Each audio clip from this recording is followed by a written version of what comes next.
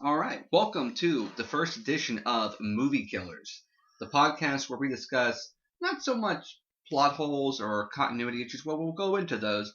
We're talking more of a plot hole so big that you can't have a movie because if you fix it, it's gone. So we're talking the Grand Canyon of plot holes. Exactly. All right. These are the ones that typically you'll brush under the rug, you'll don't pay attention to the man behind that curtain kind of thing because, well, if you do, it's gone. Okay. I can get behind that. All right. I'm Blake. I'm Tom. Let's go ahead and dive into one of our favorite movies of all time in honor of the recent reboot, Ghostbusters.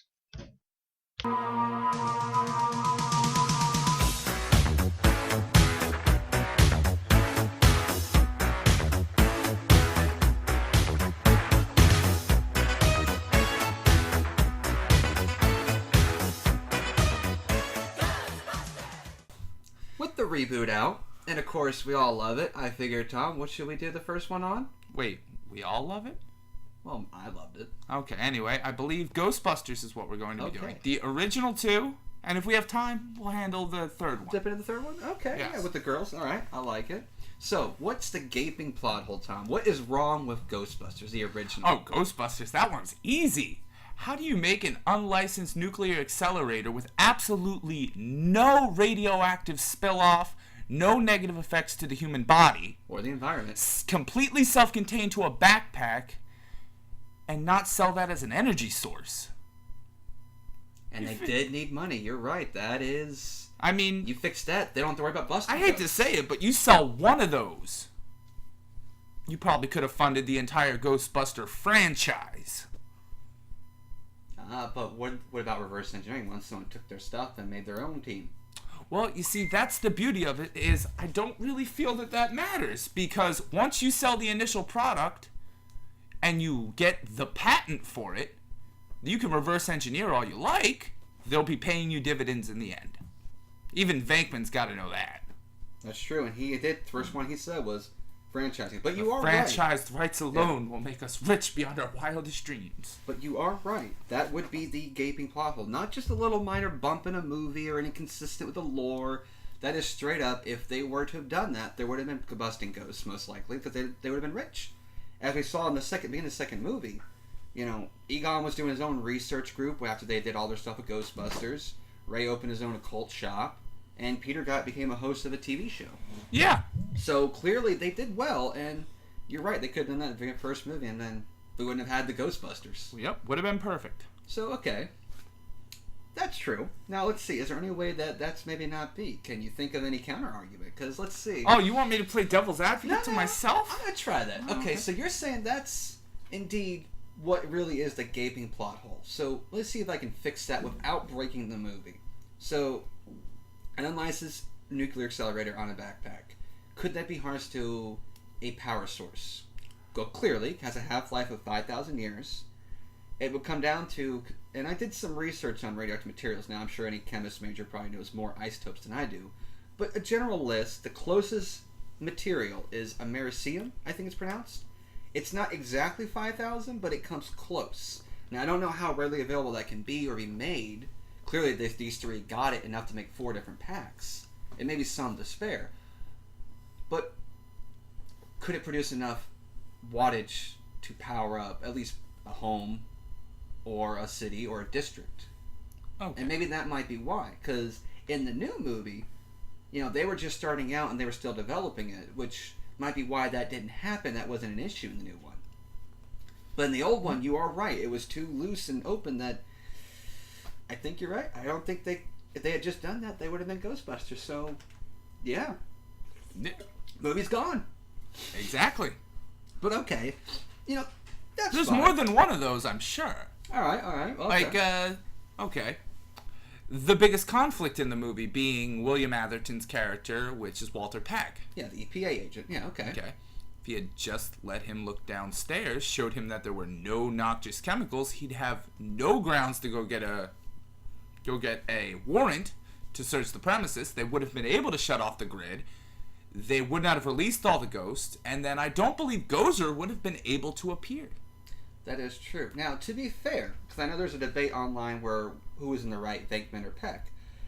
I've actually dealt with some EPA agents in real life, and whenever they do an inspection, they have to bring documentation to prove who they are, and to show that I am Environmental Protection Agency, and I have the right to look through your stuff. Peck did not do that. He just simply came in, all suave, like, I want to see your stuff. And Venkman was all about the franchise, and because they got kicked out of the university, I would not want to show either. But you are right that he probably did lead to the event that led to Gozer, but to be fair, as the real Ghostbusters cartoon showed, they had to make a bigger and bigger containment unit because it was filling up. And even Egon in the first movie did say it's getting full. The size of the Twinkie. So it could burst, which means Gozer probably still would have happened. But here's one, besides all that I've always been wondering about. The university. These boys went to the library before they got kicked out, came across a full-form, free-roaming vapor, the librarian ghost, caught her on footage. Well, granted, it was a camera, not like in the new movie where they had a video camera. Did they have a video camera? I believe that Ray was holding a large video camera Sure and had a camcorder. Okay. Or a regular single Either reflex way, lens. and they did find some ectoplasm at the library, correct? I believe that is what he had Venkman get from the stacks, was the goo. So they had mysterious ectoplasmic material, or just ooze or slime. Yeah. They had video proof of the ghost. Why didn't the university sit down and look at them before kicking them out? Because any university in this day and age would take proof like that to show the afterlife exists. We have proof. Once again, that was Venkman going, the franchise rights alone. After they got kicked out. No, they were told on the way back from the library to the school, we may actually be able to catch a ghost. Remember, because then he gives Egon the Nestle Crunch Bar. Yeah. They make it back to the school, they're getting kicked out. Bill Murray says nothing because he wants that profit. Oh, that's why he didn't fight it. That's a good point. But let me ask you this. If the university had looked over the footage and decided not to kick him out, would we have had Ghostbusters still? Or would it have been... If they had given it guys to the school, they would not have. Because I feel that because of all of the crap that they pulled at that school, I'm willing to bet that Dean probably would have put better or different scientists on it. Their work would have been stolen, much like Tesla. They still would have supported them, but the university would retain all the They rights. would have supported the idea. But either way, so that's actually essentially two potential major gaping holes for the plot that we just kind of brush under the rug and don't look at because it would essentially do you think that would shut down the movie if it had gone the other way? And then we wouldn't have the Ghostbuster team? I don't think we would have had... Well, we would have had the team, but we had a much different movie. There would have been... The EPA wouldn't have been able to be stopped at that point, even by Venkman. They would have went to the Dean. Yeah, they would have gone through the proper channels in that case, because Peck did kind of go around areas he shouldn't have done. Okay, and just to pull up the scene here... Yep, you are correct. He did have a video and recorder and a actual camera. So he got still photos of the ghost, video proof, and of course they collect the ectoplasmic material. Okay. And you know what? The new movie had suffered from the same problem. All right. The girls had video proof and ecto proof, and yet the university didn't want to look at it. All right. And now, I think we've pretty much figured out all of the major gaping plot holes. One minor one I still always question. Okay. Why the hell, when Bill Murray went on a date with Sigourney Weaver, did he bring at least 300 cc's of Thorazine? I imagine a hypodermic needle, if not in pill form, which even more suspect. On just a date. Yeah. I'm gonna pick her up at her place. We'll go out for drinks. A couple of Thorazine. Back to her place.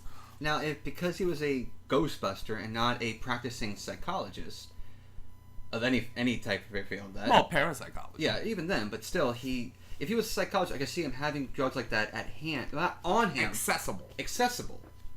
And while he was still the doctor to get it, you're all right. Why did he have that? So what? He ran downstairs to the bodega down across the street in Manhattan.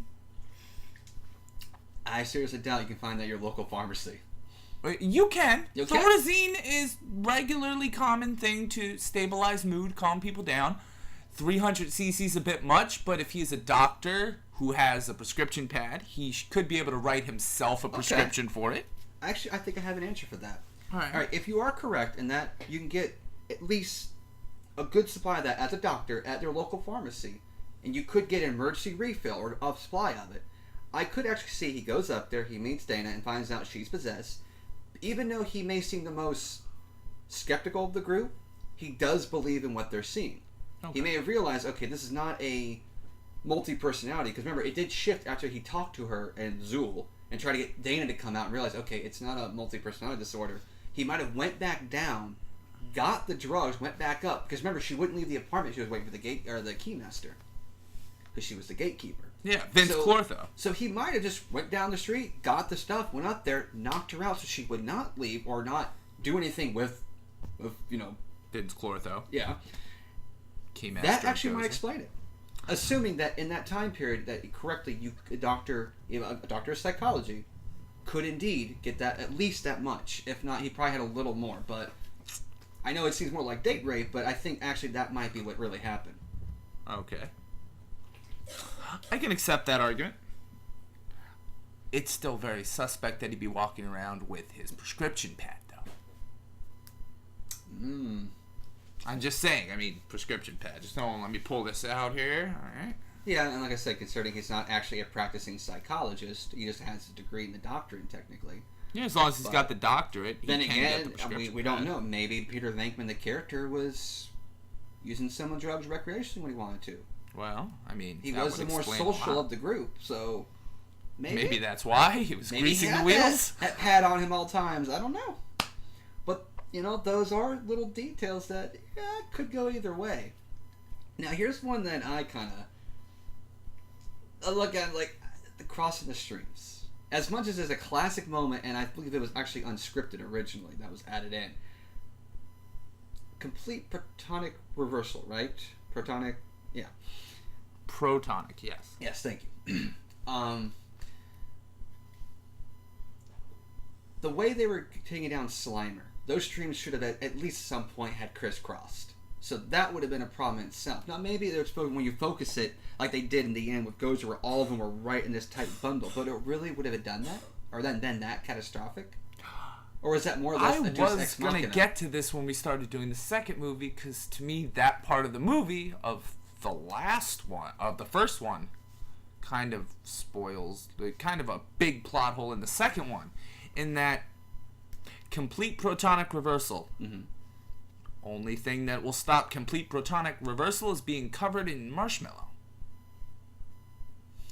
They were standing there. Well, actually, they crossed the streams. They didn't cross the streams a mile away. Here, let's put all the knobs right next to each other, make it one large beam right from the gate. They were actually in the gate itself. Yes. To be fair, they were in another dimension technically, which is why they tried. So now they're standing right in front of the door, so now they have a bottleneck too for this explosion to blow back at them and kill them. But no, they're fine. On to movie 2. Yeah, that's plot armor right there. That's plot I armor feel like the 101, explosion was really more Egon knowing he couldn't use a lot of technical terms with Venkman, so it's more of a don't do that. Without making it sound like a bad boy. It's more like lots of big words, a lot of hyperbole about the results.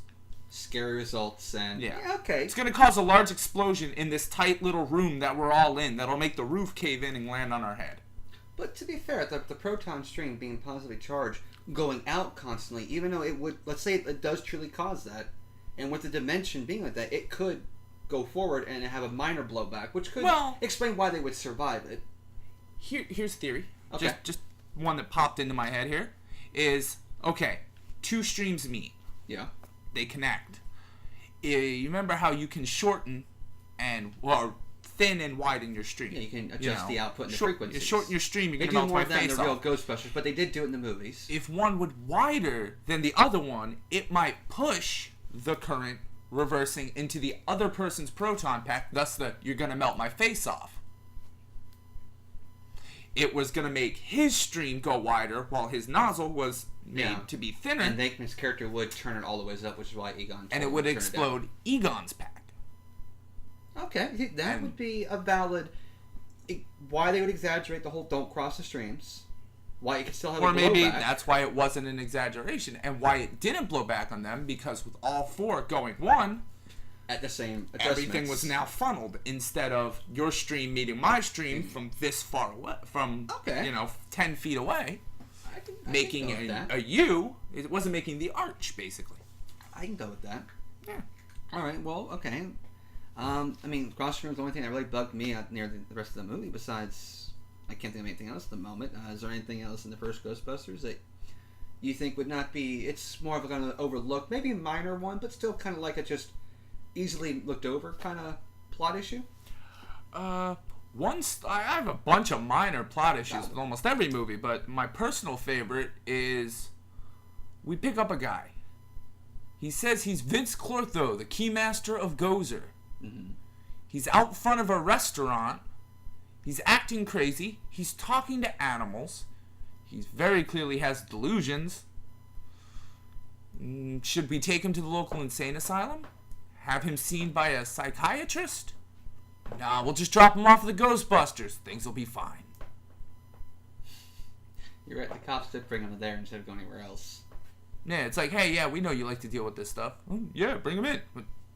I mean, I understand that Egon and Venkman are both psychiatrists. Yeah, and they were researching Gozer during that time, so when they heard those key words, I'm like, oh yeah, definitely.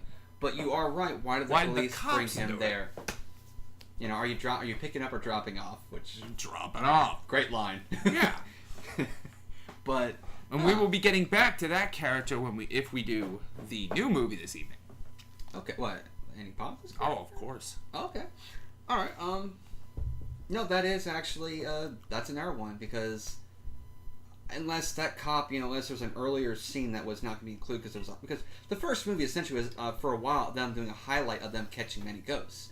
It was more like they've been in business for a good while, developing this reputation. So maybe that might be why. Well, this guy is not the normal cuckoo crazy, and we've been having a lot of ghosts going around. I'm probably gonna stop here first. Not a strong argument, but it's definitely. It's not going to ruin the whole movie, but it's definitely going to ruin that scene for you. Yeah, it's a hiccup. It's like a. Yeah. But I think it's a plausible reason why they might go there first. Yeah, but at least drop off. Do you want this? Yes, we want to deal with this. Okay, there you go. Hey, I'm develop because he'd have to fill out paperwork with the asylum. Yeah, but you see, then you got to realize that this guy's now facing criminal negligence. If this guy turns out to just be schizophrenic and kills the Ghostbusters with, a proton pack. Yeah, that's true. Which obviously they don't lock up. Yeah, their equipment is pretty dangerous. And we'll get to that one in the next scene. Oh, I'm ready. On to Ghostbusters 2, if you'd like. Or unless you can think of another one for Ghostbusters 1. I've got plenty, but... No, I think we could do Ghostbusters 2 now. I mean, we can always revisit this, so... Okay. Alright, so, okay. That's most of the little... Don't look at the man behind the curtain kind of thing. Just enjoy the movie. Ghostbusters 2. Alright, well, what's... You want the big plot holes... What's the big, gaping plot hole that you just... It's so big you don't see in Ghostbusters 2. If you cross the streams, you die, was the one I had before... Which is, if they probably should have died in the first one on top of that building with a giant gate right there. But they end up getting sued by county, state, and federal agency that could get their hands on them for a lawsuit, correct? Yeah, I would say the federal probably came from the EPA and Walter Peck. Yeah, of course. Because the federal government wouldn't have known what's going on in New York. They wouldn't really have cared. Okay. They probably would have tried to seize the equipment, though, but that's... that is one thing. They would have tried to seize the dangerous equipment. The proton packs. The stuff that could actually hurt people. Yeah, or at least get their own versions. Especially because the EPA was stating they're using these... They were sued, and this was confirmed this beginning of the second movie. That's why they went out of business. Plus, the ghosts weren't being as active. I just figured out why they didn't seize the equipment. They could not say this was dangerous equipment where they were seizing because their statement was, and I quote, an electronic light show. To state that there was actually dangerous equipment would have been stating that it was actually real equipment. And then, of course, they couldn't have sued them. So they were pretty much the people who were suing them were their hands tied behind their back. If they gave the proper terms, it would have admitted to what they did was actually legit, and then they couldn't have done anything. So yes. But still, I find it odd that Mayer actually allowed them to be sued because they did save the city from Gozer and the giant marshmallow, which plenty of witnesses saw, including the mayor. He even said, "Get me the Ghostbusters." So, but then again, the equipment was never taken. It was just they were told, "You are not allowed to operate and do this business." The funny thing is, even Walter Peck witnessed it. Yeah. Them all coming out the roof of a building. He's standing right in front of him. Yeah. But he also developed a personal grudge against him because if you include, which even Dan Aykroyd even says, the video game itself is essentially the third movie. It is canon in the movie franchise. Then I think maybe we might need to Walter do the Peck, game at one point. Yeah, Walter Peck actually was a pivotal character in that game. He was actually the government liaison, thank you, between the Ghostbusters and them. So they had to deal with him, they had to deal with them. And he still had a grudge from the first movie. Which I believe the guy, his actual actor did the voice too, which is really cool. Yeah, William Atherton? Yeah. Guy loves his roles. But, that's why he did so many diehards. Yeah. But, so, he held a grudge. So he would definitely want to push for a lawsuit. Maybe I don't see why, but, it was like you said, that they couldn't have taken the equipment without admitting anything, so that's why they got to keep it. And when they got caught for collecting slime and the drilling and they got to go in the courtroom, it was like, see, this was the back of the truck. Here is the big plot hole for that movie then. Okay. So they got sued. We got covered. Yeah, lawsuit we have covered. Well, this is actually, it's part of that tangent, which is the EPA told them they had to shut down, right? It would have been the EPA filing the judicial restraining order saying you are no longer allowed to operate as paranormal investigators or eliminators. Yeah, they would have pushed to get their business license taken. Okay. Tell me why a local circuit court judge is able to rescind that order. Wouldn't you need a federal judge to rescind the federal order to cease and desist? Well, that's assuming that it was federal that took away the business license. The statement, and I quote from the female attorney, is, aren't you under a federal judicial restraining order? You're right. She did say that. You are correct. Now, yes, Louis Tully did call it a judicial restrangement order, the blue thing I got from her. Yeah. Classic, great line. Oh, yeah. But no, you are right. They were under federal, which means the local judge could not rescind the order to cease and desist. Therefore, they cannot catch the Scolari brothers. They kill the judge, but the order stands. They get accused for, the electronic light show. They go to prison for 20 years. Unless, of course, the judge lifting it could actually file the correct paperwork and push it to be restrained or lifted, but could do it temporarily because of the crisis. All right. Because even the attorney who was working for the federal was taken away by the ghosts. He never said temporary. Yeah, he just said I'd lift it completely. All right, yeah. I drop all charges, lift the restraining order. That's it. You're done. Go on. The one part I can't quote. You're verbatim. Right. Yeah. You are right, though. He would not. But then again, that was to save his own bacon. Yeah. But still. But I think you are right. I mean, I'm not that familiar with a law, but I believe you are correct in that a local judge could not overrule a federal judicial. Apparently he did, because not only did they succeed at the end of the movie, they get a day named after them in New York, right in front of the Statue of Liberty. So obviously it stood because they started catching ghosts again. They were back in business and apparently making more money than ever. Yep. They bought all new suits. Yeah, they got the new suits. They built some new equipment. They probably altered the equipment a bit, upgraded it, because in the first movie, let's go admit that was thrown together and it was not made to last that long because there was stuff exposed. It was even the comics joked that Egon removed a cooling plate or something that was actually a cancer risk, and Venkman was like, "Nope, never mind, don't tell me about it." But yeah, though you're all right, assuming that what we understand of law is correct, that. Yeah, if the judge couldn't actually overrule that, then they were operating illegally and they would have faced jail time. Okay. Now, there's a chance that the proper steps were taken and it was lifted because let's face it, Walter Peck was the only federal agent or government or agency, anything, that saw them and dealt with them in the first movie. They didn't deal with any governor, they didn't deal with anything from federal, except for Walter Peck. And even then, technically, he'd be part of a local branch of the EPA. Still a federal agency, but still. And a representative, nonetheless. Yeah. So, I could see that the judge would be forced at this point, okay, I gotta take the proper steps to get that lifted. And honestly, it'd be more like, look, we're gonna lift this. I know we kind of pushed to make this happen, and the government, the federal will be like, all right, it's gone. At least, but you're right, correct right away, they would have been in some trouble. Yeah. But then we wouldn't have the movie. Exactly. But that's what this game's about. But also, the River of Slime, ooze, whatever you want to call it. The old pneumatic transit system. Yes. That had to be developing for a long while. Well, because remember, Vigo's painting was in storage in New York for some time. In New York? It was in New York, right? That's where. No, he just had it brought over from Moldavia. Okay. All right, so that was recently. Or wherever he was from. Oh wait, the curator guy? He was from Queens. Upper West Side. Upper West Side. It's Manhattan. Ah, yes. Well, okay. Either way, though, the Vigo was not from ancient Manhattan. No. So how did this River of Slime develop this quick? It feeds off of... Remember when they had it in the bowl right in front of them? You worthless piece of slime. How it increased in the bowl. It got bigger. Pretty quickly. So one drop has to make it. Say he puts it at the corner of his picture frame. Or if it's in the ink of his picture. And then one pissed off New Yorker goes, fucking this thing is heavy. Boom, boom, boom. Yeah. Yep. Pop, pop, pop. Even in the courtroom scene, you can see that jar was 1/3 full until that judge started screaming. Then blip, blip, blip, blip, blip, pop off the top. Out come the Scolari brothers. Yep. Okay. Okay, that's fair enough. Fair enough. So yeah, now you want a big plot hole.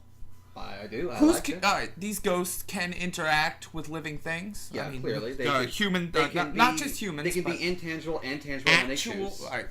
You figure a guy or a ghost that wants to get into a baby's body would do anything and everything to stop the four guys actually trying to stop them. And he has to know they floated through his river of slime. He tried to set them in fire in the firehouse. Yeah.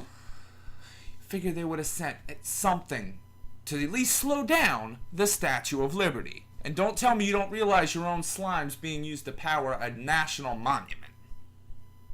Yeah, because he clearly was able to summon it and cover the entire museum, which means he had innate control of that slime. Like, it was probably some primordial extension of himself. So when they were positively charging slime, he should have already known that was coming. So yeah, you are right. Unless, of course, him being, I guess, he was a sorcerer of some type. Yeah. Maybe it's something else that he knew about, knew how to control and create, but didn't have that much of a connection to it. I bring to you Exhibit A. All right. The bathtub. The bathtub. If he can't control it, how did he send it up the exact right bathtub to attack them on? I don't mean that he can't control it. I mean, not that he doesn't have an innate connection, that he knows it's being altered against him. So, like, if they get a sample, they positively charge it. If he wants to control slime, essentially he won't see the positive one. He'll only see the negative one. At least, that's what I would say it had to be. There has to be some substance that in his time he otherwise created. Okay. Because most likely he would have been some sorcerer alchemist. Alright. There's all that slime on the outside of the building. Yeah. The slime is sentient enough Yep. to know the direction of something, because when it was in the bathtub, it chased Dana out the room. Yeah, he was using it as an extension of So himself. with all that slime on the outside of the building, you'd think he would have saw it coming down Broadway. That is fair. You'd think he would have went, minions attack, slime, giant slime creature, or let's just wrap it up in bad slime. That actually would have been kind of a cool scene to see, too. I know, at least a slime monster versus Statue of Liberty fight, I think, would have been pretty good. That would have been. But I'm saying that you would have not had a victory if the slime had worked consistently throughout the movie. And it didn't. Yep. I mean, also because, to be perfectly honest, my next question would be, why the heck didn't the slime get out of the bathtub and chase her? It can make a baby stroller roll. Of course, it can't make a bathtub walk. You know, my favorite little plot convenience even? Why Oscar? In that city, tell me, how many orphan kids are there? That was my next one to bring up. What's going to be? Well, I mean, thing is, he could have succeeded with anybody. He did it with Ray. It didn't have to be a baby. He just wanted a fresh start. Yep, and even then, okay, Oscar's too much of a pain in the ass to pick up. Why not go for any of the unnumbered orphan children or some other kid over here across town. I have the thing. Why go against Dana Banner, who was at one point a representative of Gozer by being the gatekeeper? Granted, that might be why he picked up on her more, but still, she was after the son. All right, so I mean, that's a good theory. Yeah. I'm not saying it's not a good theory. My theory. If I'm gonna live, I'm not gonna live as an orphan, because you know what? No one's gonna respect a baby, no matter how magical it is. But you get born into an upper middle class white family in Manhattan, you're born into some pull. I mean, think about it. How did the concert cellist or violinist? no, I think she played cello. She definitely played an instrument, because he picked up a cello when he was pretending to get the guitar in that it was movie. definitely cello. Okay. I mean, how did she get a job working in a museum restoring paintings? She obviously has to have some pull with somebody to get a job at a major museum like that. She was definitely multi-talented and successful, because she went back to playing after Oscar at one point. And that's why she was in a museum job for, I guess, more consistent. Yeah. Solid. Well, she needed a little, And remember, 9 to she 5. did live in a nice penthouse in the first movie, and when she did she's get got money. her new place in the second movie, that was still a really nice place. So, and she lived in the city. So that right there tells you a lot that And Dana Manhattan, Barrett where was very successful. But even with that point of, political power, but Vigo doesn't need political power. Well, that financial. That could have led to it. But even then, his abilities. Assuming he wouldn't be super weakened as a child in the new form, or just the inability to speak, or walk. But then why not take a small child instead of a baby? But even then, I mean, isn't it easier to just have it to start with? I have money. Got a pretty decent parent, It would be. And of course, the real reason Oscar's chosen, because you're bringing back Sigourney Weaver. That's the behind-the-scenes reason. But in the movie, I still think that he picked this target, and he should have picked someone else. Yeah. Unless, of course, on the cutting room floor, there was a more stated reason why it had to be Oscar. Now, granted, the curator, he wanted Dana, so it's like, hey, can you pick him? Can I have Dana? But that came later, when he finally got, I guess, quasi-possessed. No, he was... It wasn't... I'd say he was... It wasn't really possessed. It was more brainwashed. Yeah. It's like, hey, you're mine now. Yeah, sir. Vampire style. Yeah. What are those called? Well. There's a term for that. Minions. There's a lot of names for them. It's something with A. Familiar. No, that's more witch with an animal. Or just animal companion stuff. Anyway. But either way. But no, so I still think the whole going after Oscar was, besides the convenience of the characters, was... Honestly, Vigo is just... He picked one target and couldn't let it go. So it's going like... I'll just take that kid over there. They're not even looking over here. I'll just take this kid. Or... chase this one kid. They go investigate, and then, because like you said, if he knew what was going on with the other slime, he could have easily been really focusing on this target. He should have at least realized he lost some. Yeah, but if it can grow so quickly, I mean, I don't see how you can really keep track of it. But then again, he is this all-powerful soul of a sorcerer who, when they finally beheaded him before his head died, was like, this is not death is but a door, time is but a window. I shall return, or I will be back, something like that. Yeah, I think make me put that on the end, though. I'll be back. No, that was definitely, it was Ray speaking. Yeah, but I know Ray started in that, but anyways, but either way. Yeah. So, the Statue of Liberty, and I think a lot of people say, well, how do they get Statue of Liberty back? That's also not really a major plot After the slime goes completely nullified and useless? Assuming it went nullified and useless. Because in the video game, they did add a slime thrower on the packs as one of the upgrades. Alright, I'll accept that, but if we want to stick with the 2-movie canon, my argument would be, after they defeated him, where'd all the slime on the building go? Kind of disintegrated into nothing. Kind of just, yeah. Which would mean that you'd assume all the slime would do this. Unless, in fact, in its hardened state, it had nothing to keep it solidified. I don't know. And it hardened by removing the moisture. Maybe. I don't know. I'm just saying. Most likely the slime would have been to gunk. Yeah. Then again, the video game might have actually just made that positively charged ectoplasm that they collected and found a way to maybe replicate the slime's properties of self-replication. Yeah. And just kept it controlled with positivity. Yeah. And then Which is fair. the last but not least, the worst one. Okay. You've got these tubes coming out. Why not wrap everyone up? Remember when he grabbed her with the black tubes? Why didn't he wrap everyone up? Then nobody could have gotten anybody loose. He could have grabbed the baby, done whatever he wanted, finished up, killed the Ghostbusters even. Yep, that does go back, but that's making a classic villain mistake, not taking your hero seriously. Yeah. And then why wrap it around her waist? Oh, I understand. Save her. Wrap it around their throats. Yeah. Yeah, I mean, come on. You were considered, what were some of his names again? Vigo the Cruel. Yeah. I think Vigo the Butch. Yeah, you had Vigo the Butch, but... Wasn't he also Vigo the Butch? Yeah. Anyway. But yeah, to me that's the last final plot hole. Typical villain thing of just... He didn't even... It wasn't even like he was talking. He couldn't talk. Yeah, well, he actually did get out of the pain at that point and was having somewhat of a spirit body. And then I love that even Venkman comes up with the right answer there. He does. He's doing part of the job for us. Only an idiot. Numbskull Yeah. would choose New York. But then I guess he needed the pneumatic transit system for distribution. Scourge of Carpathia, Sorrow of Moldavia, and... He was known as a powerful magician and a genius in many ways, as well as a tyrant, an autocrat, a lunatic, and a genocidal madman. Vigo the Cruel, Vigo the Torturer, Vigo the Despised, Vigo the Unholy, and as Venkman put in, Vigo the Butch. Yep. You know, the problem was Carpathian kitten loss. He misses his kitten. We'll just put one in here by the castle. One of these days I will get a life-size framed poster of Vigo. Just put it in my house somewhere. Okay, nice. Yep. And then have it flip over so that it's blank. Somebody looks away. Oh crap, Vigo got out again. It's fun.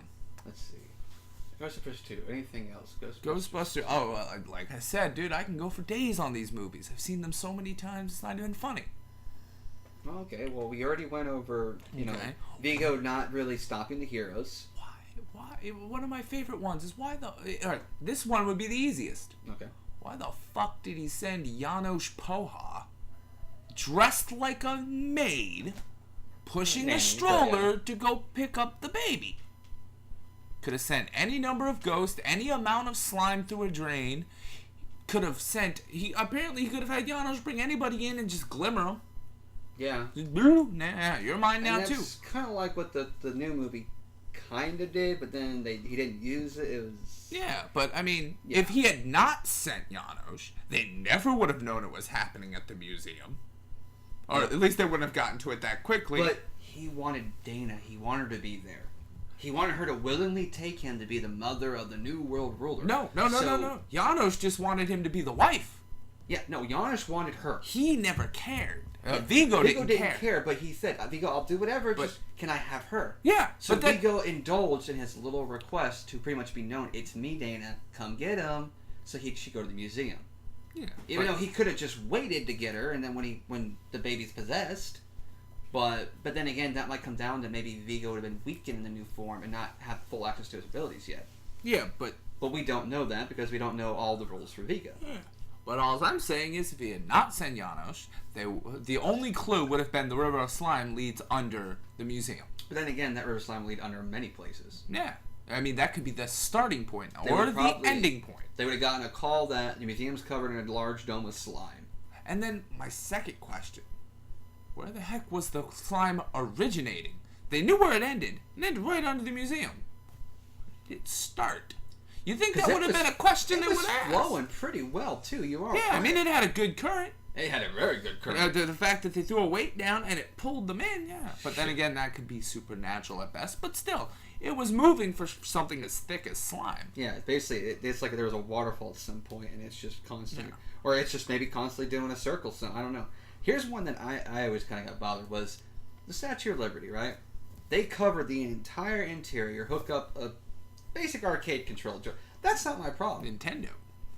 They start walking through the water. Now, the Statue of Liberty is right up to the head. Not enough to flood where they are, but that thing wouldn't be solid enough to keep the water out. But you see, the slime was oil-based, not water-soluble. That would be my only argument. Well, in the bathtub scene, it absorbed up the water. It went. Oh no! It rose above the top. Hence, oil-based. Well, it came in, then it started pumping, and then eventually she looks back and it's nothing but it. But because every time you see the slime, other than the pneumatic transit system, it's coming from. It came from a drain. okay, so you're saying that the slime would have potentially created a bubble to prevent the water from flooding in. It would have just risen like oil does, or any. So that the entire interior of the Statue of Liberty would have been actually slimed at that point. Except for the speaker. Well, well, no, it would not encase the slime. speaker. It would be like, all right, take some 3-in-1 or gun oil. That's Uh-huh. usually oil-based. Wipe it on your hands, then try to rinse it off. Just rinse it off. Yeah, that's what I meant for one. Motor oil, same thing. You ever try to rinse? No, and that's the same thing. It stayed there. The question you got to ask yourself is, how'd the music get to it, and how come it didn't destroy the wiring? Yeah, well, that's what I'm saying. Maybe that it replicated enough to create this gelatinous interior that Oh, you're kept the thinking water. it was goo-filled the whole time? The only way it would. Well, it does self-replicate, and if it self-replicates during angry moments, it would self-replicate during extreme happy moments. Yep. And that music was And obviously they, just not for the fact of it being screwed through the roof, they still had to grapple in. Well, on that note, I gotta say it's time to buy a new toaster. I love that toaster. I love the toaster. Well, yeah, but I mean, if it was doing the same thing with the music it was doing to the toaster as it did with the Statue of Liberty. Now, of course, some Toaster people be like full to of say, goo. "Well, I can touch the back."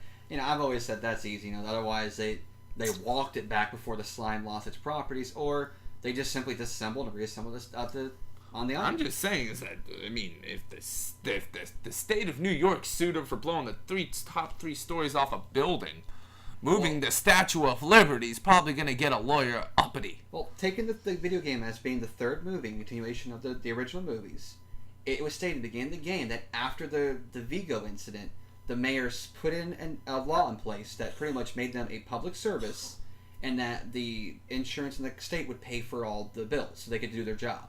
So essentially, they'd be immune from all lawsuits at that point because they are now a public service, which is how they would not have gotten the same amount of trouble they got in the first movie. However, I think at one point in our conversation way back the other day, you pointed out then, why didn't they go, okay, well, I'll do the job but sign this paperwork before that all happened because of what happened in the first movie. You gotta figure somebody was going, no, I ain't falling for this one again, sign. Here's the immunity paperwork. Yeah. Here's my bill. Yeah. I mean, can you think of anything else that's major in that movie? Because for the most part, I think, even though people think the second one was kind of weaker than the first, I think plot-wise and pacing and structure, it really was... Okay. It was pretty good. It wasn't really that many problems besides what we've already talked about. Last and final question I really have, All right. and why were they kicking that poor hell out of Winston? Okay? Egon, working as a researcher again. Venkman's got his own television show. Ray has his bookstore. Winston's working birthday parties with Ray. Well, that's the one thing you saw them doing together. Winston may have been doing other work. And why didn't he get his? Well, maybe he invested money he didn't have to work, and he just did that on the side for extra money. Yeah, he was the only Ghostbuster without debt. Yeah. And I would like to assume from the first movie that the Ghostbusters cleared their debt because they got decent jobs after they were shut down. And then, but they did it to him again in the courtroom scene. He's Ghostbuster. He knows what he's doing. He's been in the shit with them. He should have joined up with them. But, I mean, I think it was stated that behind the scenes he was getting people out of the courtroom as soon as possible. But you are correct. I think they got out on their own pretty quick. Yeah, but you are right. He should have stepped up because all their equipment from the car was He could have on thrown the table. traps. He could have at least thrown the traps. Yeah. Or maybe, let's see, there was only 3 packs on the table. There might have only been 3 packs on the table, but like I said, he could have thrown the traps. He could have gotten the judge out from behind in the hallway where they were locked. Yeah. He could. But then again, he would never sign the order at that point. So that would have been a he's problem. still, yeah, no, I mean after they were but you are busy right. fighting the ghost. He was in the courtroom up until the ghost appeared. Then he got out of there with all the other people. He ran just like a little coward, which is very un-Winston-like. I mean, well, not really. Let's go back for the packs, guys. Yeah, well, that might also be why he mentioned, because remember, his pack wasn't there. Yeah, and so then he might have been like, should we get the pack? That would have been another way to handle business. Could have just ran him over with that train if they give it a little more juice. You know, it's like, okay, now you can actually hit an animate object, people. Yeah, corporal. Winston dead. But then again, the ghosts tend to choose their tangibility at when they wanted to. Yeah, Slimer with his food. He can pick Yeah. it up, but he can't hold it. Yeah, and the train was more or less having fun scaring the crap out of them. Because remember, they was messing with the whole heads everywhere and that. But, yeah, Winston, I mean, was kind of thrown on the bus a little bit, but he did get his in the later series in the comics and definitely got more respect. And he's also, in real life, one of the more favored actors from because he loves fans. He still enjoys the work. Yeah. Well, I mean, honestly, only one of them really have had a problem with the work. Not going to mention any names, but we know who doesn't want more which one of the Ghostbusters. 4 people are a problem child in that. Well, obviously it's not Harold Ramis. Yeah, he's in the afterlife fighting the ghost still or studying. More intensive study. Okay. Well, we went through the first 2 movies, and you didn't really play the game, and I haven't played it in a while. We're not going to go too much into that, but the third new movie, the newest movie, the reboot, I still call or the it secret sequel. If you go with that one fan theory out there, but now I can get into that. Not my theory, so I'm not going to go into it. But the new movie, while maybe people don't always love it, not people hate it, some like it. It did do what the first movie didn't do, and it did make some things that it didn't do in the first one. Okay. So it gave a little tit for tat. I'm going to give you the first, and I'm just going to go off on this tangent for 1 minute here. Okay. The one thing that pissed me off about that movie. Okay. Is the way the females writers treated the male characters as compared to the way the male writers of Ghostbusters, the original, treated the female characters. You have Kevin. And if anybody had the guts to compare Kevin to Annie Potts, I'd slap them in the mouth. That's nice of you. Annie Potts was a strong female character who was dedicated to her job, good at it, and was self-sufficient enough to not take crap off of anybody. Even her own bosses. Answers the phone. Ghostbusters, what do you want? Cops come to the door. Picking up or dropping off. No fear. No, oh my God. Not to mention the character Jane was further developed in the real Ghostbusters cartoon to become a full-fledged Ghostbuster at one point. And then the fact that when she wanted something, she went for it. She, it's like, oh, Egon. I'm going to hit on him. Even he's not showing I'm hitting on him. Of course, they did have that kind of disconnect. The first movie, she was all about him. The second movie was like... It was Louis Tully. Yeah. But, she tried with Egon. Yeah. It failed. She went on to Tully. Yeah, and I agree. In the movie, the main male characters we see are highly exaggerated and made fun of. Ignorant, Kevin is if not just a dumb jock. He is the pinnacle of dumb jock. To the point you're like, how do you get ready in the morning?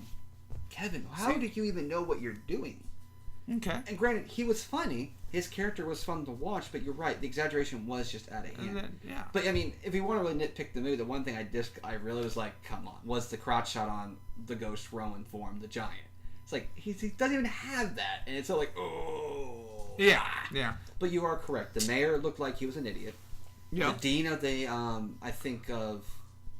the dean of the school that Melissa McCarthy worked at. I mean, Charles Dance was the smartest character in that entire movie. He was the dean of the first school. But even then, and this goes back to my one issue with the first movie, these girls had clear footage with modern equipment showing Ghost had a whole body worth sample of ectoplasm, and this university did not want to jump on that. Not to mention the fact that at anything, she should have been given a raise and a promotion, and not just tenure. This may be meta, I don't know, but they proved to their biggest denier that ghosts exist. Yeah. Shot him out a window. He technically survived in the He did survive because in the beginning, because if you look at the book that they have in the movie, you can actually buy that book in real life. Yeah. And there's a foreword by Bill Murray's character stating, "I'm sorry I didn't believe you." Yep. So they proved the most well-known skeptic in their Ghostbusters universe. And but even before that, you still had solid proof of Ghost, and yet the big university, I forget which one she was at working. Well, it was obviously probably Columbia. Yeah, but either way, I'm not familiar with the schools up there. So New York, you really got two major schools. You have Columbia and you got NYU. Okay, so They were obviously hinting towards the fact that yeah. Melissa McCarthy was working at New York State University, Yeah. NYU, and then the other one was working at Columbia, the Ivy League school. Yeah, but either way, you have an Ivy League school. You have the professor who is the expert in her field, who's up for tenure, who comes back, and you can ask her, well, I want to see this proof before I do anything, and she has solid proof. I mean, granted, yes, people will be skeptical about the video, well, I can always Photoshop and make that up, but she has the slime. This is, you can analyze it like, I don't know what this is. Well, at least we have a new substance, and yet didn't even bat an eye and said, you're out of here. I have your answer.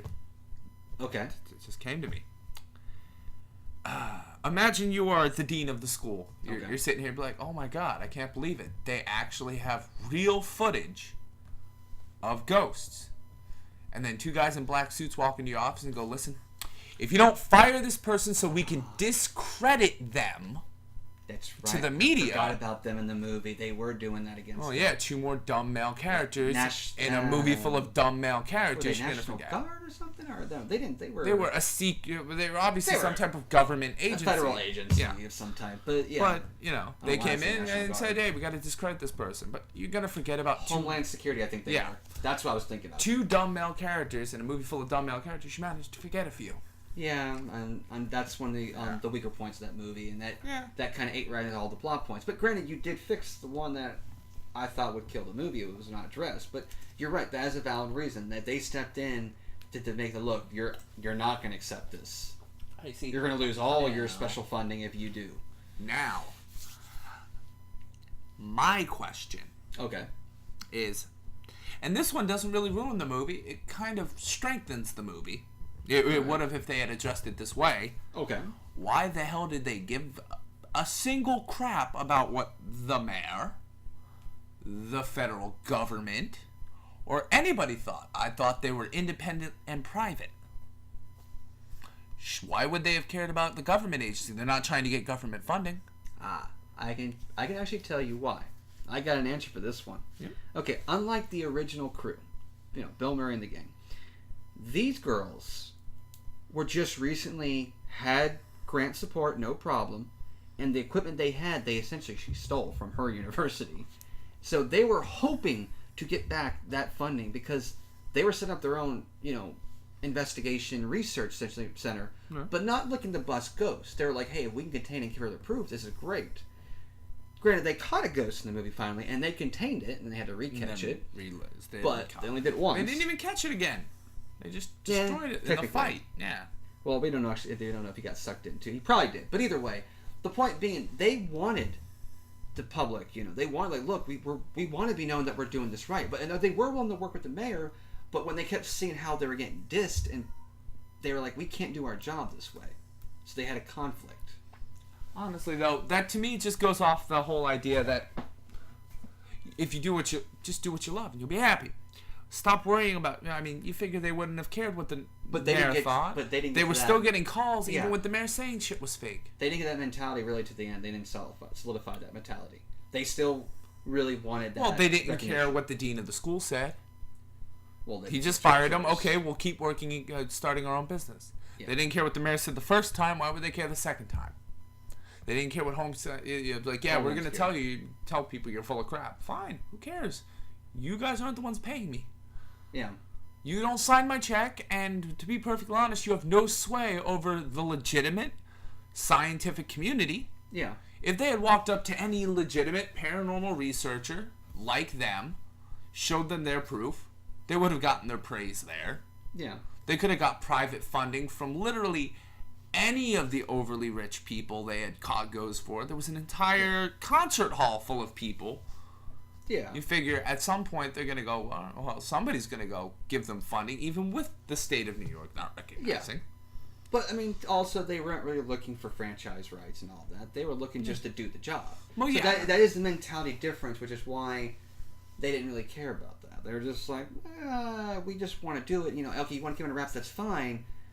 Just support us if you can. That'd be great. Otherwise, we're going to be limping along here.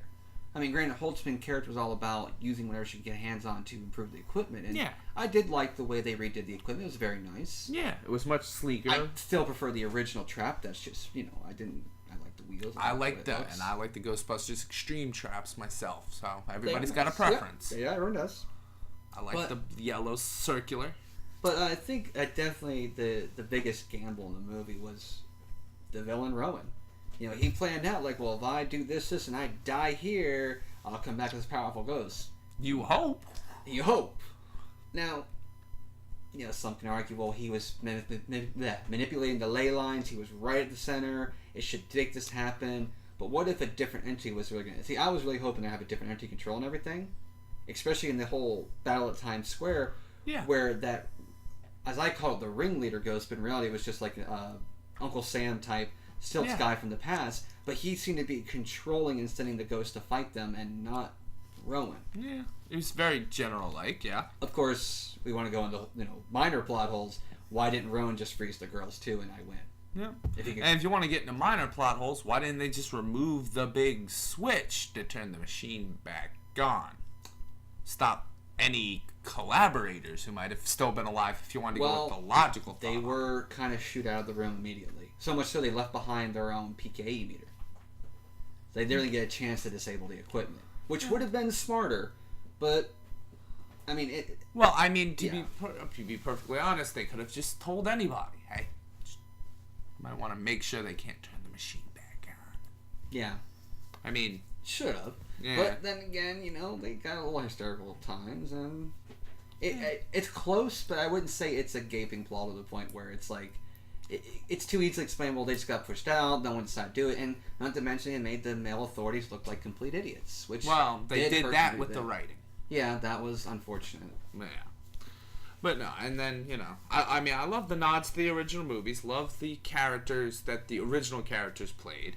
Yeah. Because they seem to be the only people, male characters anyway, that seemed somewhat intelligent. Or at least normal. Yeah. It's like, I don't go to Queens and I ain't afraid of no ghost.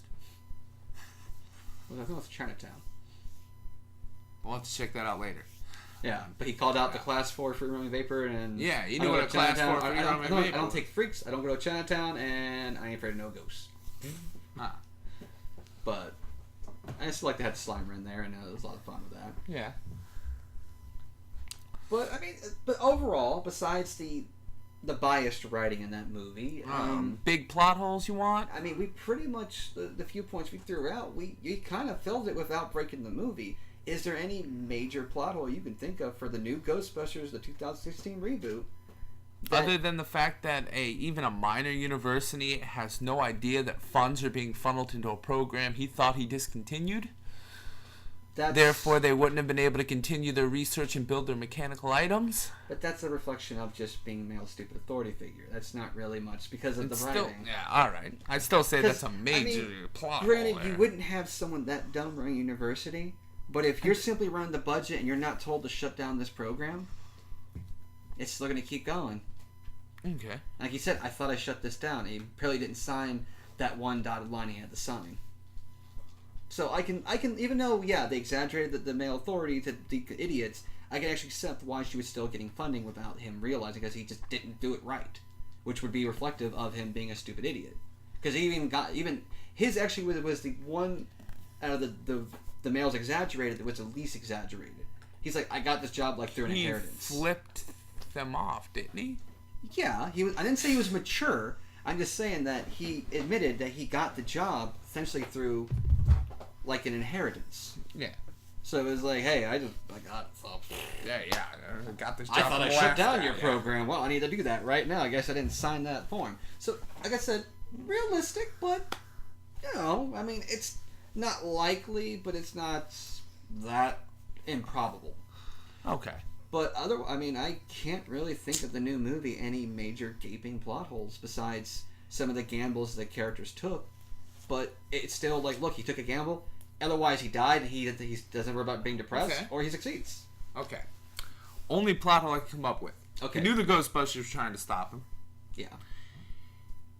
He's obviously skilled in mechanical assembly in some way, shape, or form. Yeah, because essentially he reverse engineered the tech they had yet Chemistry. to develop. Yeah. Why not just kill them all with a bomb? His plan was to kill himself anyway. I actually I think I know why. And this is more or less, unfortunately, dumb male character. But this also, not so much this, it falls more into the overconfident villain. Because remember, when he possessed the entire National Guard and Homeland Security agents and made them freeze in place, excluding the dance sequence you see in the credits, which was still amusing to watch, but he could easily possess that many people while possessing Kevin. He chose not to possess the girls because he wanted the challenge. He wanted to be able to tell someone, ha ha ha, I'm doing it. Because otherwise, they're like zombified to him. So he had no way to gloat. So that was more or less Careless Villain 101. He didn't do what he should have done. He could have taken them out when he realized they were catching on to him. But he was planning to die anyway, so he didn't care. But because he was overconfident. Even so much that he even said, choose my form. Because I'm bored. Oh, I thought that was supposed to be a nod back. It was a nod to the whole ghost thing, but he didn't have to do that. He just chose like, hey, tell you what, choose what you want me to look like. We'll have some fun, essentially. Well, how about a cute cartoony ghost? Oh, like your logo? And then giant ruin. Monstrous looking logo. Which was not bad, but it wasn't necessary. He did it out of fun. Because he wanted to play with the girls. Once again, always enjoy what you do. Yeah, he basically didn't think he was going to fail. He figured, I'm going to succeed. This world's coming to an end. I win. And it was just... he did open the hole. He had right for hubris. Yeah, he was hubris. He was gloating. I didn't realize that the car was rigged to explode. Yeah, at that point, I'd be a little worried about... Well, thank God the car got stolen. Otherwise, they never would have figured that one out. Yeah. There's your plot. Well, actually, no, they'd have to just do a sacrifice maneuver of, and then they'd probably redo the end scene. But it was just funnier with Slimer and his party crew happened to be at the right place at the right time and just... Yeah. But, yeah, that's more plot convenience than anything. Yeah, well, a lot of that movie was more plot convenience. That was the thing. Yeah. There was no gaping plot hole, but there were a bunch of tiny ones. You gotta say that means, the people working on the Quality minor details movie, did a good job and make sure it was not a major gaping plot hole. Yeah, I mean, the writers, I guess they were looking at the bigger picture, making sure there were no every big movie plot has holes, their minor but little they missed gaps. their tiny little things. But that happens in every movie. And I'm hoping if they make a sequel, maybe they make the male characters slightly more intelligent and stop insulting us, because, to be perfectly honest, the male writers for Ghostbusters never once insulted a female character. Yeah. In any of... no, actually... hypothetically, you could say that the freshman that he was conducting the psychic tests on... Yeah, but that was your stereotypical naive college freshman. Yeah. A girl who probably was also looking to get good grades with her professor too, and knew hey, if I play along and be cutesy, I'll get what I want. Yeah. Of course, I do find it funny that the gentleman was predicting every card. He was just out of sequence until he synced up and was actually predicting cards, but he was still getting the negative feedback, which was actually furthering Bankman's experiment, even though he was just trying to get the girl's number and get to sleep with her. Yeah. But I do like that little nod. But yeah, the new Ghostbusters actually didn't really have a gaping plot hole. Which is always good. I gotta salute them on that one. That's good, because... Of course, you know what's gonna happen tomorrow. You're gonna wake up, you're gonna get in the shower, you're gonna get out of the shower and go... That aha moment. Yeah, maybe. In which case, we'll add it in right here. Yep. But, Bump. Yeah, and I mean, the cartoons were cartoons they expand on, so I think Ghostbusters, we really kind of just nailed what cannot be fixed without ruining the movie, but still having fun with some of the minor stuff. I mean, like in the new ones, they kind of eviscerated most of the ghosts, didn't really capture except one, and even their containment unit wasn't made to handle more than anything. Yeah. And the original Ghostbusters, it was more of a montage where the new girls were more of a couple of weeks into the job dealing with all this. Yeah.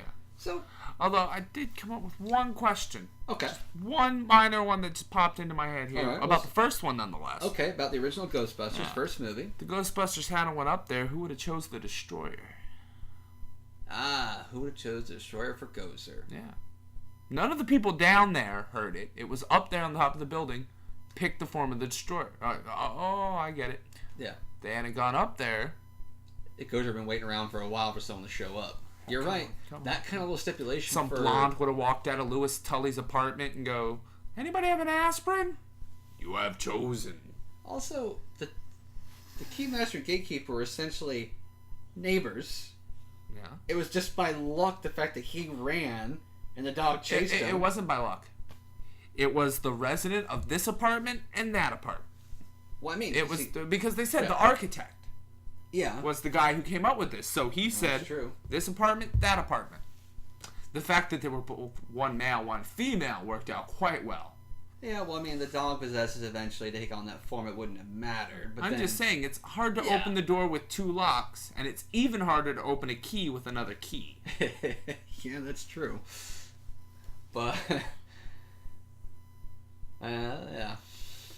I mean, to me, that was probably more design of Ivo Shandor. That was his name. Yeah, Ivo Shandor, yeah, because game brought him back. Yeah, still. I mean, until he hadn't ran, they would have opened the doorway and then waiting for someone to choose the form of the destructor, which kind of a weak stipulation you have to have for being essentially what Gozer was, a god, right? Yeah. Or at least a demigod. Which, you know. Still, I mean, that's kind of a shitty way to be hands behind your back being an all-powerful being. Well, okay. I hate to break it to you, man, but any god has their hands tied. Well, God can send you to heaven, but you gotta ask him. I mean, that's a whole theological argument itself. Yeah, Now, I'm just saying. out of the gods that we have in our different books, what are the real rules and what's a real god like, and what rules they have to follow? I don't know. We You're can step talking into to an atheist. Yeah, we can step into supernatural, and all the gods were essentially just simply creatures that when they have believed in, Loki. they were empowered. I love Gabriel / Loki. Yeah. Spoiler. Great, but that was a while back. It's not a spoiler. It's over 5 years. Come I on. know. But still, I love that little reveal. Yeah. But I love the show Supernatural, but let's stay on topic here. Otherwise, we'll go into about an hour and a half of. We have been past the hour mark. We're about to hit 107. And we pretty much tapped into the first 2 Ghostbusters movie and the reboot. Little nods into the cartoons and even the video game, but that's fine. And one day we will get me started on the fact that they hired a handy-capable Ghostbuster. Probably the worst idea they've ever had. Yeah? Well, I mean, honestly, you remember the first one, right? Yeah. When they had to go up what? Oh, God, what, 20s? No, they were... 20 what? They were on the 20th something floor. No, they were on high teens. Let me know yeah. when we get to 20. I'm going to vomit. Yeah. But, I mean, what would have happened if it had been the Extreme Ghostbusters? You would have just sent 2 of them. Oh, yeah. 3 of them. There was there was this Wardo, Kelly, forget the other 2. No, her name was Kylie, I think. Kylie, sorry. Yeah. Well, she is a recurring All character. I remember is Wardo. He was my favorite. Yeah. Loved Eduardo. But you are right. The leader of the group was a handy-capable gentleman, which I do love about the show, was that it gave you that nice, diverse group. Oh, yeah. I love that. It's just I really feel like he would not have been... I mean, he probably should have been understudying with Annie Potts. Yeah. I'm not trying to say anything about, physical handicap. I'm just saying going upstairs can prove difficult. Yeah. And going up 20 flights would have been a pain in the butt. Literally. Now, you've lived in that city. You've been there. Oh, yeah. There are a lot of 10-story walk-ups are what they're called. Buildings built before the invention of the elevator. Oh, wow. So how tall do you think that building actually was? They were 20... All right, they were in the high teens. At that point, and there was still quite a distance to go. I'd have to say that's easily... Well, this is the problem I have. The outside of that building looked to be about 25 stories high. Okay. So I'd have to state that but if they were in the 20s, or at least the high teens, 18, 19, that'd have to be at least 40. At least halfway up, because you couldn't see down how far they were going. You got to assume that the cameraman wasn't standing on the floor, the bottom floor, lobby. Okay, so I looked up real quick, and according to the first Google's results, is that this was at 55 Central Park West, also known as the Shandor Building, Dana's apartment, Spook Central. Yeah. And according to the Wikipedia from Ghostbusters... I don't accept that. Well, assuming that whoever uploaded it had correct information. I mean, we could always rewatch the movie and find the apartment number, and it'll really tell us where she was at. Yeah. But Corner penthouse, by the way. hold on, Nick got annoying advertisements here. But I believe I saw glancing was something about the 19th floor, which would not have matched with what was going on. Yeah, let me know when we get to 20. I'm gonna vomit. How the And heck I mentioned did you they get still had ways to go, and she was at the penthouse. So, okay. Dana Barrett and Louis Tully both lived on the 22nd floor of the apartment building. that? Okay. So do you think that for that building, No, impossible. They lived on the top floor. they had to have Corner built- penthouse. Yeah. They were up on the top floor. Because they even had to go. They got to her floor, one little flight of stairs to get to the roof. Yeah. You So- got to imagine this is so the- sub-ceiling so for that- air conditioning done. Yeah, so that part of the roof would have been the 23rd floor, and then they had the tower, essentially. Okay. So you're telling me in the high teens they were more than halfway? You saw how much roof they had left going up those stairs. I predicted about, like, I don't know, 15 more floors from their view. Easily. And if they're on the 20, we could call that a 35 to 40 story building. Yeah.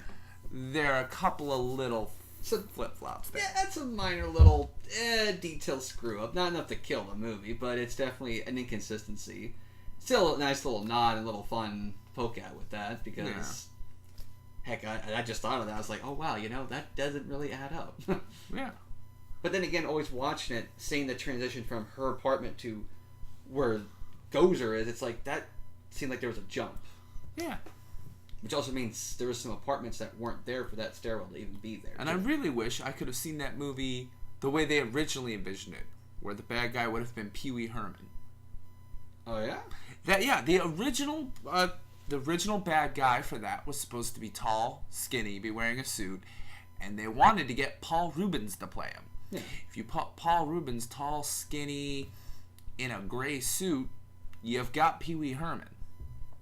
Oh, that why they cut him out of it? No, well, I don't believe the Han Solo incident. It was the reason they cut him out. I think they just found a better character. Well, They picked changed it. There was They an picked a edit. model. Yeah. Oh. I think it would have been a much more interesting fight, if it was Pee Wee Herman they were fighting. Well, it wasn't really much of a fight. It was more jumped around, zapped them, they zapped back, cross streams, game over. Which, really, Well, what are you expecting? Yeah. They're not physical guys. They're not going to duke it out. they're essentially ghost exterminators. Or as the original line that the Reitman brought to the producers, ghost janitors. Is what they were actually told. Yeah. That's how they got the funding. They were Cleaning like, up this the is what we messes. got. And they're like, tell us more. This should be amusing at least. And we got this great movie and this great franchise. There you go. Well, I think that's pretty good. Yeah, I think we pretty much covered all the Ghostbuster movies. Like you said, we'll probably We've even think covered of, the TV shows and stuff. Yeah, a little bit, yeah. We'd have to really sit down and watch, because the second season of Real Ghostbusters was the longer one. Oh, yeah. I checked that out. It's like 60-something episodes. Yeah, some great episodes. But it's still... Return of Ego. Yes, Return of Ego, a lot of the major villains. You have You get to find out why. Slimer going inside a containment unit. Egon getting... Why Egon wanted to drill a hole through his head. his family history. Yeah. Slimer and Egon switching bodies. Yeah, check it out at your nearest Pirate Bay. Yeah, or wherever you get it. But okay, yeah, I think that's good for Ghostbusters. I'm sure we'll remember something later on. Yeah, I'm sure we will, and we'll kick ourselves for that. Next time we'll have, we'll pick maybe not as a franchise, maybe, because they are remaking Clue. Maybe we'll play around with the Clue. Well, Or unless there's something else you want to do. Oh, well, I could always do Tim Curry movies. Tim Curry's always fun. We'll start with the Rocky Horror Picture Show, move on to Clue, and finish it up with, I guess, Legend. All right. Or something like that. We'll come up with something. We'll let you guys know next time we do the show. All right. Well, thanks for listening. Have a nice time.